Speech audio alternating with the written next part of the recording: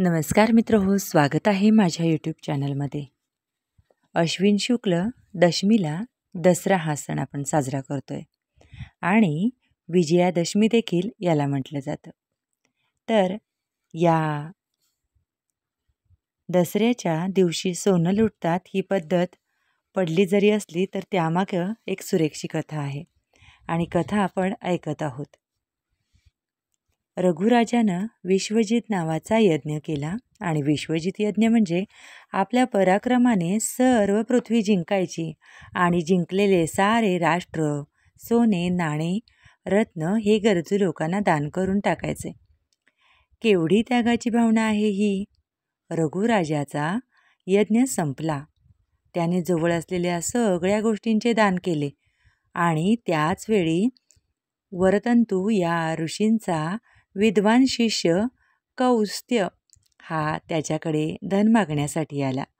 त्याला गुरुजींना गुरुदक्षिणा द्यायची होती.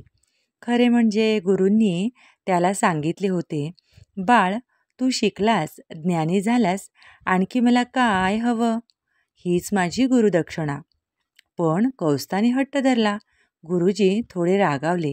ते म्हणाले, तुला गुरुदक्षिणा द्यायची आहे ना, मग एकेका विद्येसाठी 1 कोटी सुवर्णमुद्रा याप्रमाणे 14 कोटी सुवर्णमुद्रा आणि त्याही एकाच दात्याकडून आणल्या पाहिजे. एवढे मोठे दान एकाच वेळी देऊ शकणारा राजा त्यावेळी एकच होता, रघुराजा.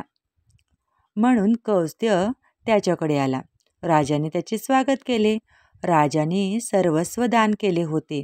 राजाकडे दान द्यायला द्रव्य नाही. कौस्ताने ओळखले.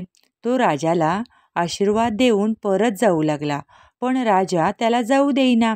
राजाने त्याचे येण्याचे कारण जाणून घेतले आणि 3 दिवसांची मुदत मागून घेतली.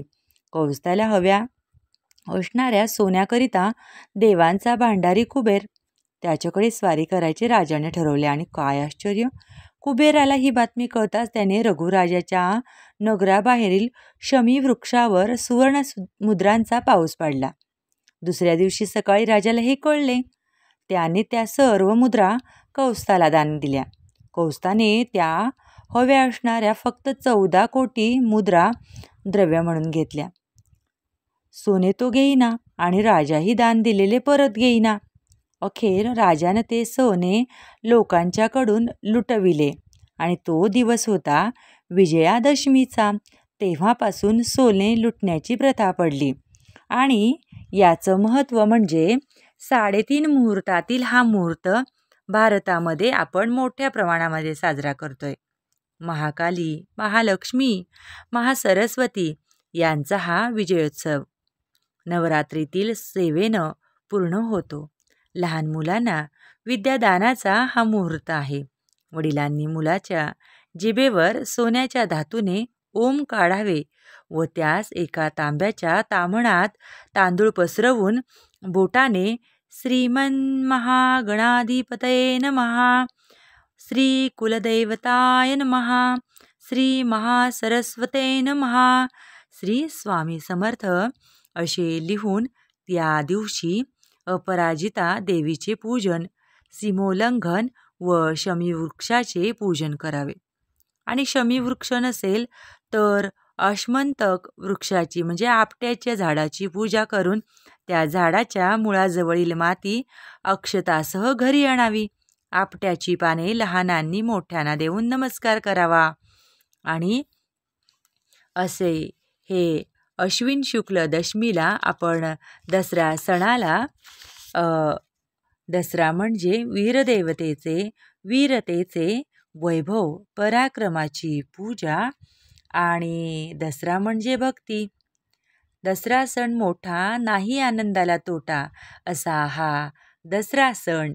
आज आपण आपट्याची पाने सोने म्हणून एकमेकांना देतो. ही पाने नीट पाहाल तर ते हार्ट शेपच्या म्हणजे हृदयाच्या आकाराचं आहे. त्याचे दान आणि त्याचं देण्याचं मागचं महत्त्व आणि ते पान आहे ते 2 भाग असतात, पण ते एकमेकांना मात्र जोडलेलं असतं. जणू ते सांगत असतात 2 हृदय एकमेकांशी प्रेमानं जोडा, प्रेमानं एकत्र या, पानांच्या रूपानं आपण आपली मने जुळवावीत. सोन्याच्या श्रीमंतीपेक्षा हृदयाची श्रीमंती अधिक मोलाची असते. दसरा हा सण भारतात सर्वत्र आपण साजरा करतोय. तसे पाहिले तर हा सण फार प्राचीन काळीपासून साजरा केला जातो. सुरुवातीला तो कृषी महोत्सव होता. पावसाळ्यात शेतकरी धान्य पेरतात. ते पीक तयार झाल्यावर घरात आणण्याच्या वेळी हा सण साजरा केला जातो. आजही त्याच्या काही खुणा हा सण साजरा करताना दिसतात. आजही घटाजवळ धान्याची पेरणी करणे, तयार झालेल्या धान्याचे तण देवास वाहणे, सीमोल्लंघनाला जाताना डोक्यावर धारण करणे, ही प्रथा आपण आजही जोपासली जाते. या सर्व गोष्टी कृषी महोत्सवाचाच महत्त्व सांगतात. यापुढे सणाला धार्मिक रूप देण्यात आले.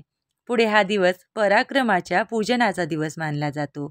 या दिवशी शस्त्रांची पूजा देखील केली जाते. दसरा म्हणजे सीमोल्लंघनाचा दिवस आणि सीमोल्लंघन म्हणजे सीमा ओलांडणे. आपल्याला याचा वेगळा अर्थही घेता येतो. आजच्या आपल्या समाजामध्ये विचित्र रूढी आहेत. धर्मभेद आहेत, जातीभेद आहेत, उच्च नीच हा भेदभाव आहे. अनेक लोक अत्यंत गरीब आहेत. त्यांना पुरेसे धान्य नाही, वस्त्र नाही, राहायला घरेही नाहीत. अशा वाईट सीमांनी आम्हाला वेढलं आहे. आमचे सामाजिक जीवन गढूळ केले आहे. या सीमांचे उल्लंघन आम्हाला करावयाचे आहे. भेदभाव नष्ट करून बंधुभाव निर्माण करावयाचा आहे. सरस्वती आणि लक्ष्मी, ज्ञान आणि धन याची उपासना करायची आहे. त्याची प्राप्ती करायची आहे. सीमा ओलांडायची आहे. म्हणजेच प्रगतीच्या मार्गात एक पुढे पाऊल टाकावयाचे आहे. आम्ही हे केले तर दसरा साजरा केल्यासारखे होईल. खरे सोने आमच्या हाती लागेल. दसऱ्याच्या दिवशी आपण ही कथा ऐकत आहोत.